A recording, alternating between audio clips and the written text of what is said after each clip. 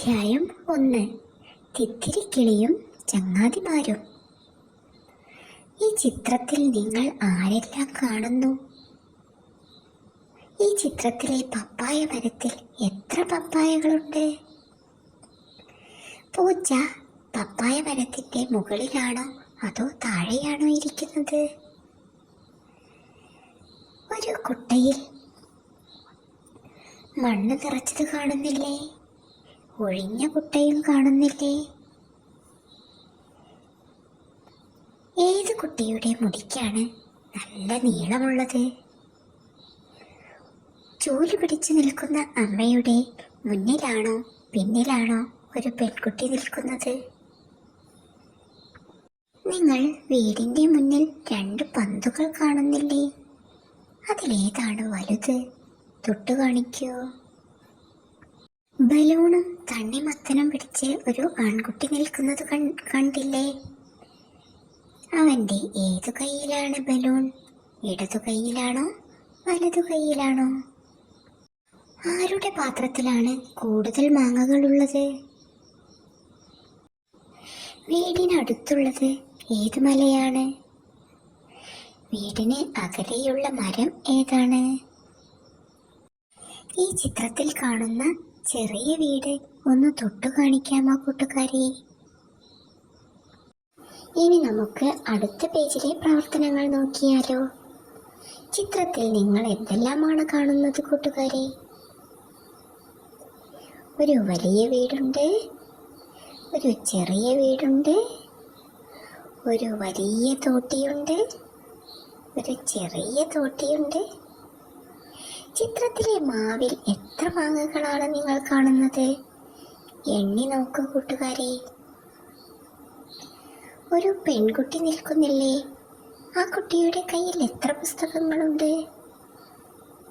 അതിൽ കനം കൂടിയ പുസ്തകം ഏതാണെന്ന് തൊട്ട് കാണിക്കൂ.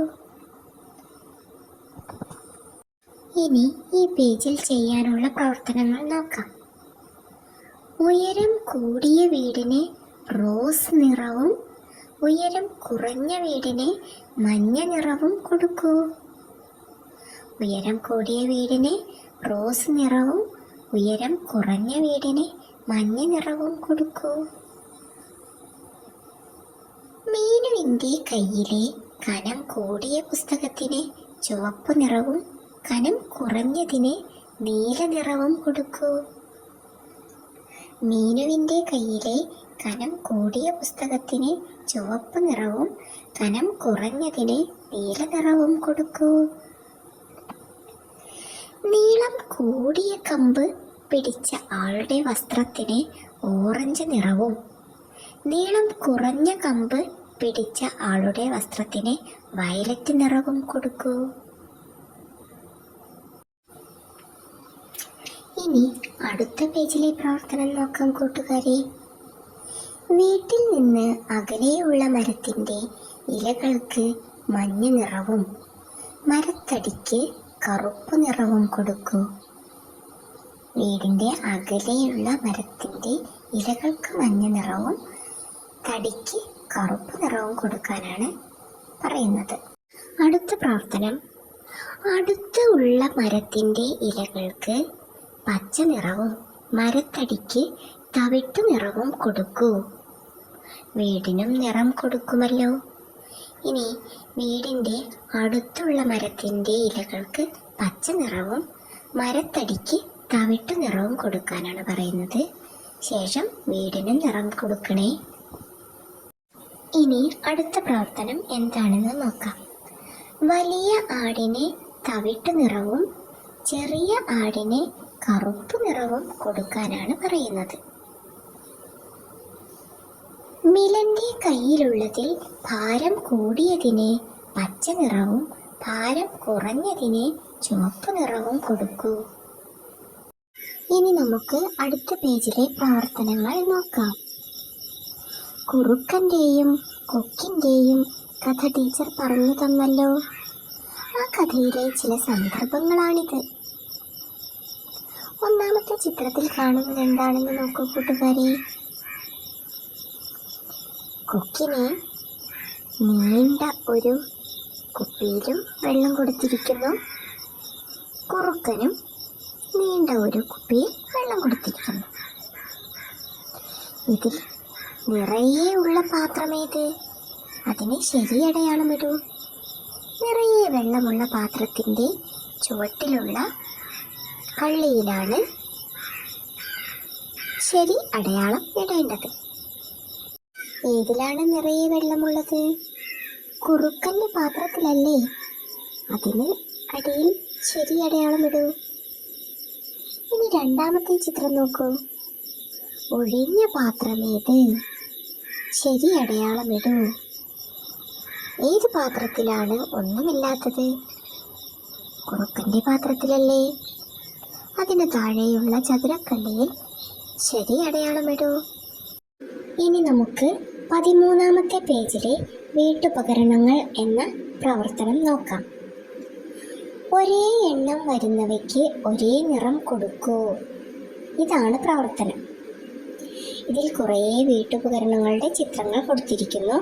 ഒന്നാമത്തെ കള്ളിയിൽ 4 കപ്പുകൾ കണ്ടു കൂട്ടുകാരെ. ഇതിൻ്റെ മറുവശത്തെ കള്ളിയിലോ 4 എണ്ണമുള്ള ഏത് വീട്ടുപകരണമാണുള്ളത്? 4 ഗ്ലാസുകൾ കണ്ടോ? ഈ 4 കപ്പുകൾക്കും ഈ 4 ഗ്ലാസുകൾക്കും ഒരേ നിറം നൽകണം. അതുപോലെ തന്നെ കപ്പിന് താഴെയുള്ള 5 സ്പൂണുകൾക്കും മറുഭാഗത്ത് തന്നിരിക്കുന്ന 5 പാനുകൾക്കും മറ്റൊരു നിറവും ഒരേ നിറത്തിൽ നൽകണം. ഇതുപോലെ ഒരേ എണ്ണം വരുന്ന മറുഭാഗത്തും ഒരേ എണ്ണം വരുന്ന വീട്ടുപകരണങ്ങൾക്ക് ഒരേ നിറം നൽകുമല്ലോ. ഇനി 14ാമത്തെ പേജിലുള്ള ലഡു കൊടുക്കാം എന്ന പ്രവർത്തനം നോക്കാം. എത്ര കുട്ടികളാണ് ആ ബെഞ്ചിലിരിക്കുന്നത്? എണ്ണി നോക്കൂ. അത്രയും എണ്ണം ലഡുവിന് നിറം നൽകണം. ഇവിടെ കുറേ ലഡുകൾ നൽകിയിട്ടുണ്ട്. എത്ര കുട്ടികളാണോ ഉള്ളത് അത്രയും ലഡുവിനാണ് നിറം നൽകേണ്ടത്. ലഡുവിന് മഞ്ഞ നിറമാണ് നൽകേണ്ടത്. ഇനി നിറം നൽകിയ ലഡുവിൻ്റെ എണ്ണവും എഴുതൂ. നമുക്ക് കൂട്ടങ്ങളാക്കാം എന്ന അടുത്ത പ്രവർത്തനം ചെയ്തു നോക്കിയാലോ? ചിത്രത്തിൽ 3 കുടകൾ കാണുന്നില്ലേ? അതിലെ 2 എണ്ണം വട്ടം വരച്ച് കൂട്ടമാക്കൂ. ഇനി അടുത്ത പ്രവർത്തനത്തിൽ കുറേ ഉടുപ്പുകൾ കാണുന്നില്ലേ? അതിലെ 3 എണ്ണത്തെ വട്ടം വരച്ച് കൂട്ടമാക്കണേ. അതിന് താഴെയുള്ള ചിത്രത്തിൽ കുറേ പന്തുകൾ കാണുന്നില്ലേ? അതിൽ 5 എണ്ണത്തെ കൂട്ടമാക്കൂ. നിറം കൊടുക്കൂ. 5 എണ്ണത്തെ വട്ടം വരച്ച് കൂട്ടമാക്കാനും നിറം നൽകാനുമാണ് പറഞ്ഞിട്ടുള്ളത്. ഇനി നമുക്ക് 15ാമത്തെ പേജിലെ എണ്ണത്തിന് നേരെ അത്രയും പൊട്ടുകൾ ഒട്ടിക്കൂ എന്ന പ്രവർത്തനം ചെയ്തു നോക്കാം. ഇവിടെ എത്ര വരെയുള്ള സംഖ്യകളുണ്ട് കൂട്ടുകാരെ? ഒന്ന് വായിച്ചേ.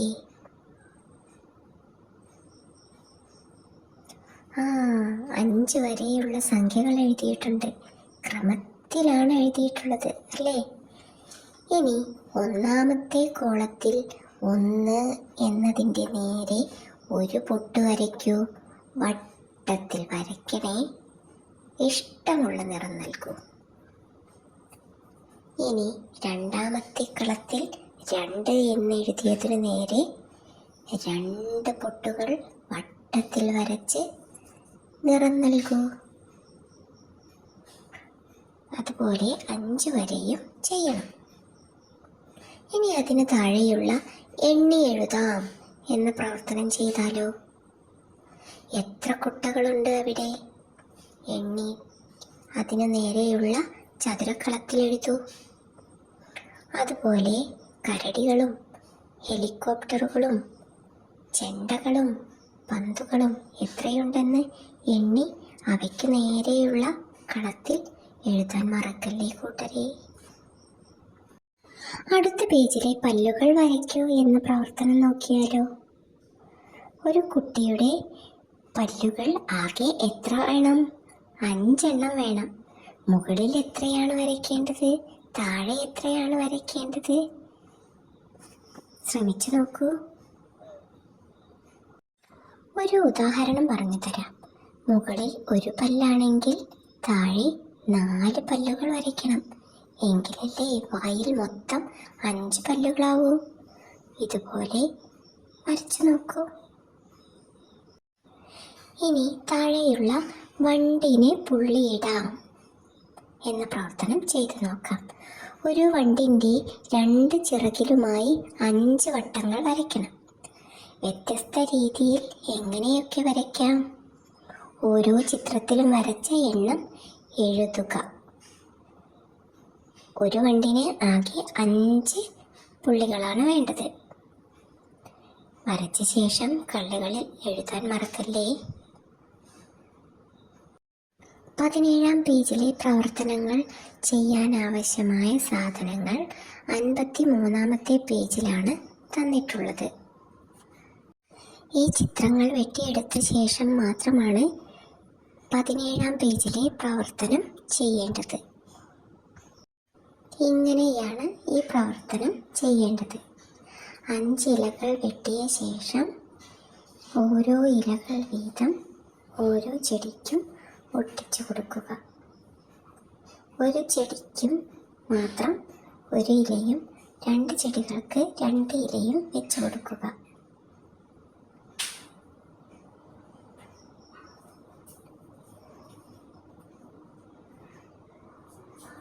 ഇനി നമുക്ക് പൂമ്പാറ്റകളെ വെട്ടിയെടുത്തത് ഇഷ്ടമുള്ളിടത്ത് ഒട്ടിച്ചു കൊടുക്കാം. ഇപ്പോൾ എങ്ങനെയുണ്ട് ചിത്രം കാണാൻ? ഇനി വെണ്ടയ്ക്ക മുറിച്ച് അതിൽ നിറം നൽകി പൂക്കളായി വയ്ക്കാം.